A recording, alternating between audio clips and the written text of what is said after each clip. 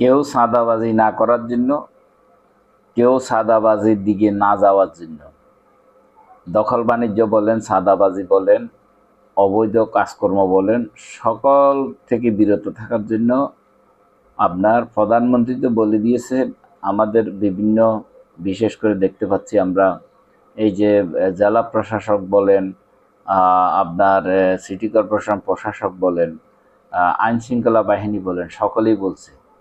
কিন্তু আমরা দেখতে পাই এই মানুষগুলা সাধারণ, আমরা এই গ্রামে গঞ্জে থেকে শুরু করে শহর বন্দর নগরে সব জায়গায় আপনার মনে হয় ঘুম থেকে উঠে আমরা ওই তসবি গুনে উঠি, আজকে দিনে কতটুকু আপনার অন্যায় কাজ করতে পারবো, চাঁদাবাজি করতে পারবো, দখল বাণিজ্য করতে পারবো, আরেকজনের উপর খবরদারি করে কথা বলতে পারবো, এই কাজ আমি করবো, অন্য কাউকে করতে দেব না, এই এরিয়ার ভিতরে আমি কাজ করবো, অন্য কাউকে করতে দেব না।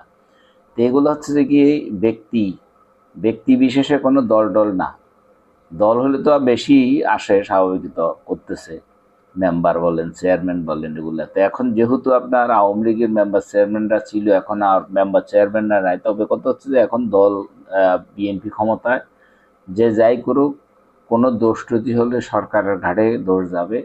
এই জন্য এই যে এখন দেখছি যে ময়লার আবর্জনা যারা আপনার সাপ্লাই যে টেন্ডার, এটা একটা টেন্ডার মাধ্যমে নেওয়া হয়, 100 টাকার বেশি যাতে কোনো আপনার নেওয়া না হয় গ্রাহক থেকে, সাধারণ মানুষ থেকে, যারা আপনার বাসা বাড়ি থেকে যে যারা ময়লা আবর্জনা সংগ্রহ করে সেখান থেকে 100 টাকা বেশি নেওয়ার জন্য নিষেধ করা হয়েছে।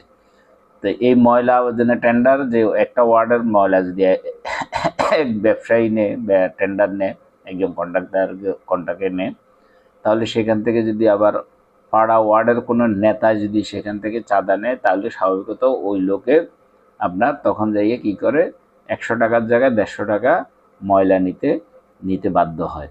তো এই জন্য বলছি, আব্দুল সালাম ভাই যে দক্ষিণ সিটি কর্পোরেশনের প্রশাসক নিয়োগ হয়েছেন, তিনিও বলেছেন, যাতে প্রধানমন্ত্রী বলেছেন কোনো রকমের চাঁদা সন্ত্রাস চলবে না, যদি চলে তাহলে লাইসেন্স বাতিল করা হবে। বিশেষ করে ময়লা আবর্জনার ক্ষেত্রে সাপ্লাই যারা টেন্ডারে কাজ করতেছে, তারা যদি জাতীয় কোনো কাজ করে, হ্যাঁ, 2 নম্বরে যদি কোনো কাজ করে, বাড়তি টাকা যদি নেওয়া হয়, তাদের লাইসেন্স বাতিল করা হবে।